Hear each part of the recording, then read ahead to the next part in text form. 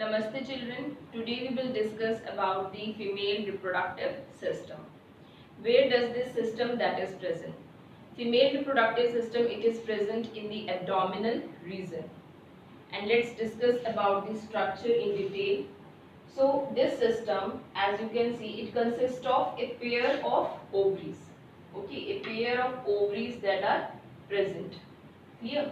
And just above the ovaries, funnels that are present, funnel of oviduct on both the sides, and then it will leads to the a tube-like structure which is known as oviduct, also known as the fallopian tube, and then after this a bag-like organ that is present which is known as uterus region, and then after that a narrow opening it is present which is known as cervix region, and then vagina region that is present.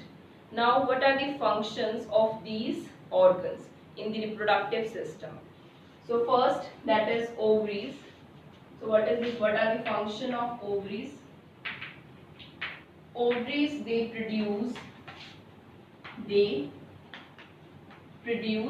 egg. At one time only one ovary it will releases the egg.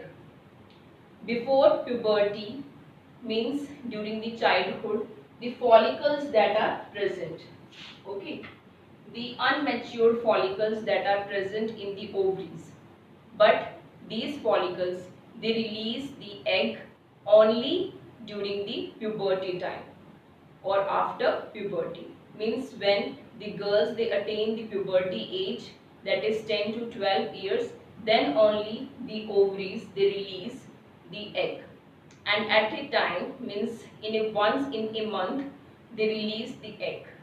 Once in a month one egg that is released out of these two ovaries, means one ovary it releases the one egg. Cycle continues, means at a time only one egg that is produced, but in some cases it happens that both the ovaries they releases egg, and if suppose both the eggs that will get fertilized, then it results in the twin. So now next is the funnel of the oviducts. Okay, these funnels they are responsible for receiving the egg. Funnels they receive egg. Okay, next that are the oviducts. These are also known as the fallopian tube. So when these funnels they receive the egg from the ovary, then this egg it will reach to the fallopian tube, and this is the reason where the fertilization it occurs. So in the fallopian tube,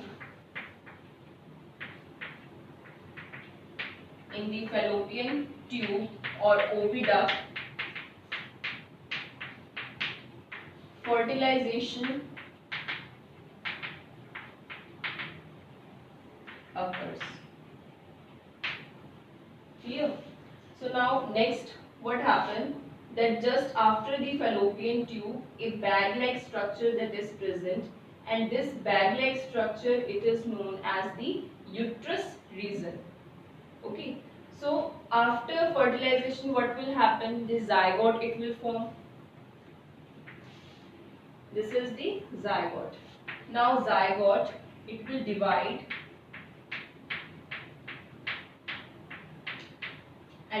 to form the embryo region. Okay, it divides through which process? Through the mitosis process.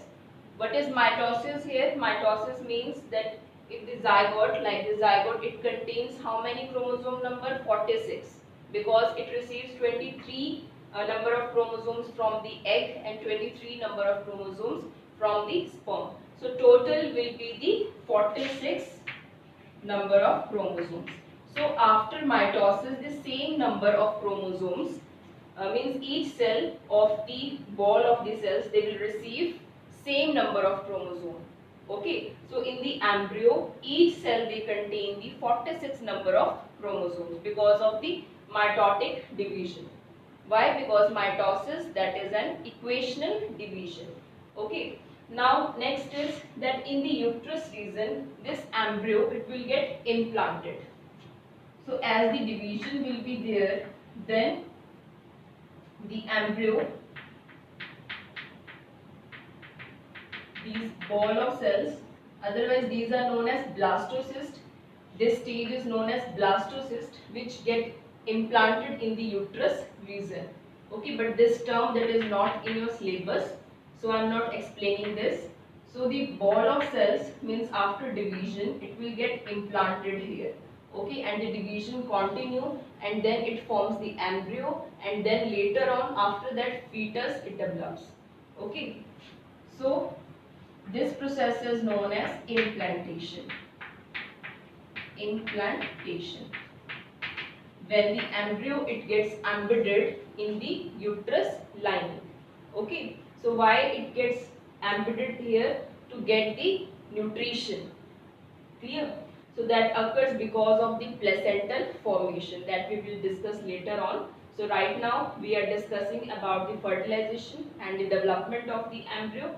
So now next is that after uterus region, cervix region that is present. Cervix, it is a narrow opening present here. Okay, so the development of the embryo, it occurs in this region, in the uterus region, and then fetus it forms. Okay, so after that, this opening, this is known as vagina. Vagina, it is also known as birth canal. It is also known as birth canal. Clear? Why it is known as birth canal? Because when the baby, means the embryo, it gets converted into fetus, and then fetus it forms a newborn baby. So that baby it will come out through this vagina region only. Okay, after the gestation period. Gestation means after 9 months of pregnancy, during the delivery time, the baby it come out through this vagina portion only. So that's why it is known as birth canal, and it is the reason through the penis, means through which the penis it is introduced into the vagina, and then the sperms they will enter. Then the sperms they will enter during the mating. Okay, during the mating, or it is also known as copulation. So when millions of sperms they will enter through the penis, when introduced into the vagina region, then only one sperm out of the millions who reaches first to the ovum that fertilizes the egg. Okay, and the other sperms they will get degenerate, and in this manner the fertilization that will occur, and then zygote it will develop into the embryo. Next, children, we will discuss about the differences between the zygote, embryo and fetus. That what are actually zygote, embryo and fetus. So zygote it is formed by the fusion of male and female gametes, and embryo it is formed by the repeated cell division of a zygote, and the division that is mitotic division.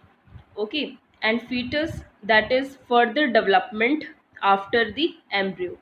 Now zygote it is formed at what time? When the fusion will be there, and embryo that is up to 8 weeks after fertilization.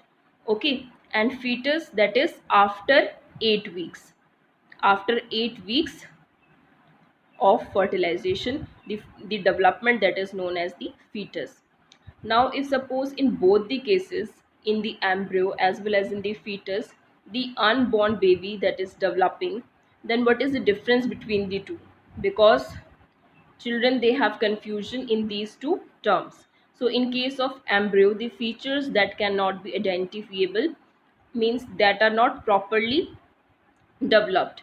Okay, but in case of fetus, the hands, legs, eyes, ears, these features, the body features, it can be identifiable because these are developed. Now children, next we will discuss about the placenta.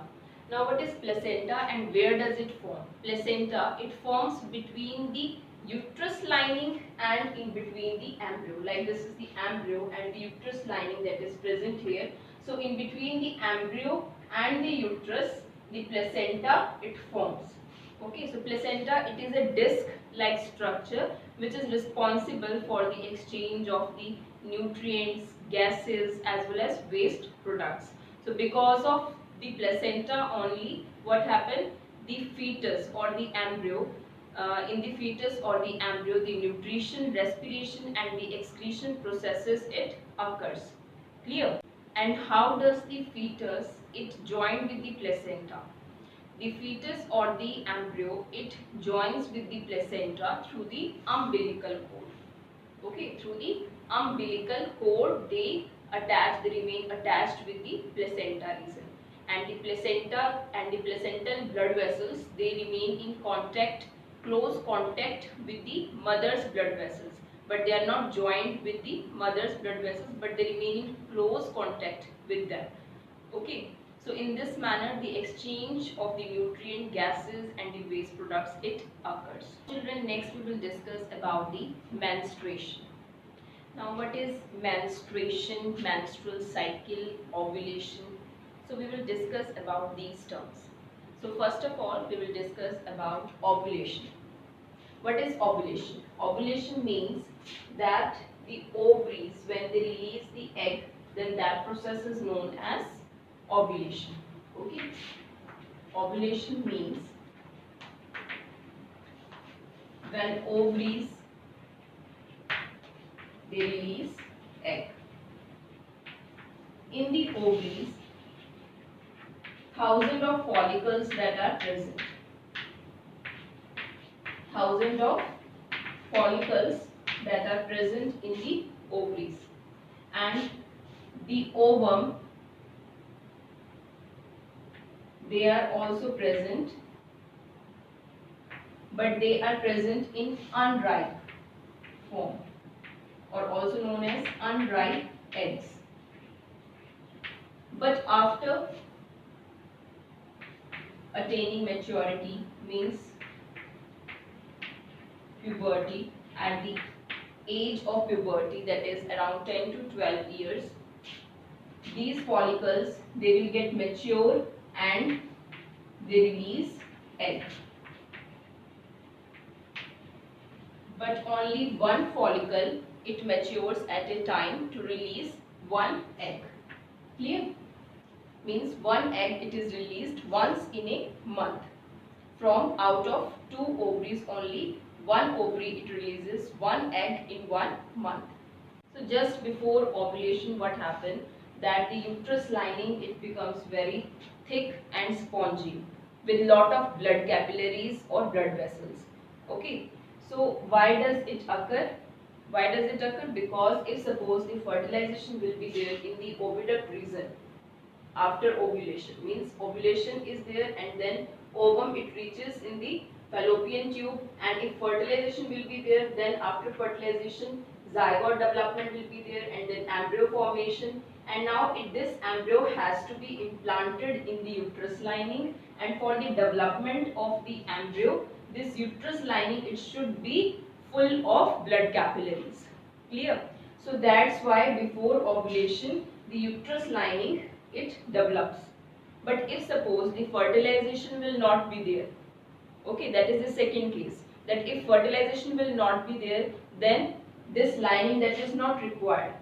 So that's why the blood capillaries it will get break down and it released through the vagina region, and this is known as periods or bleeding or menstruation.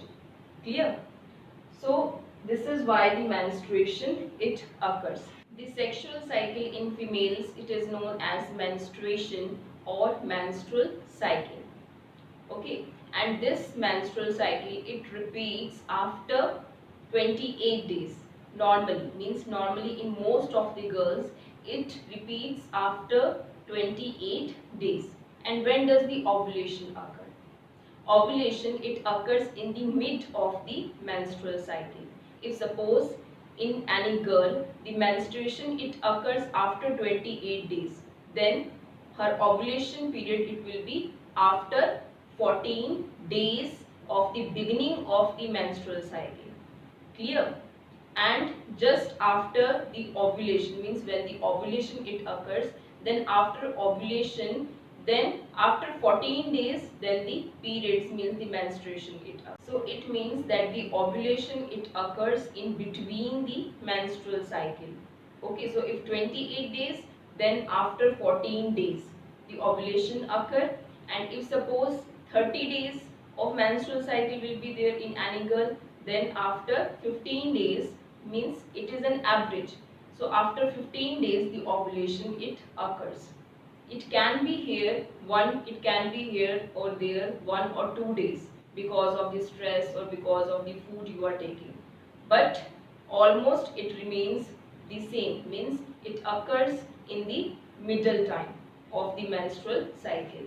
Like if suppose we will calculate that if any girl is having her menstruation begins on first date of any month, okay, and it lasts 3 to 5 days, clear, but we have to count from the first date of the beginning of the menstruation. Then on the 14th date, what happened? Ovulation it occurs. Ovulation it occurs on the 14th date, and then on the 28th date what happened? Again the menstruation it occurs. Clear? Then again 14 days, means after the 14 days what happened? The ovulation occur. So in this manner it continues. But if suppose the fertilization it will occur here, okay, then what will happen? The menstruation it will get stopped. The bleeding it will not occur, because those blood capillaries then surrounds the embryo and it nourishes the embryo. Clear? So for that reason then the menstruation will not occur if fertilization will be there. But if suppose fertilization will not be there, then the blood capillaries which are present in the uterus lining, they will get break down and they released in the form of bleeding through the vagina. Now next there are two terms, that is the menarche and menopause. Menarche means that is the beginning, the first period when occurs, that is at the age of puberty, and menopause means when it stops, when the menstruation it stops, and the age is around 45 to 50 years. And these menstruation it actually shows that the females that are able to reproduce, and if suppose the menstruation is not there, then they are not able to reproduce the baby.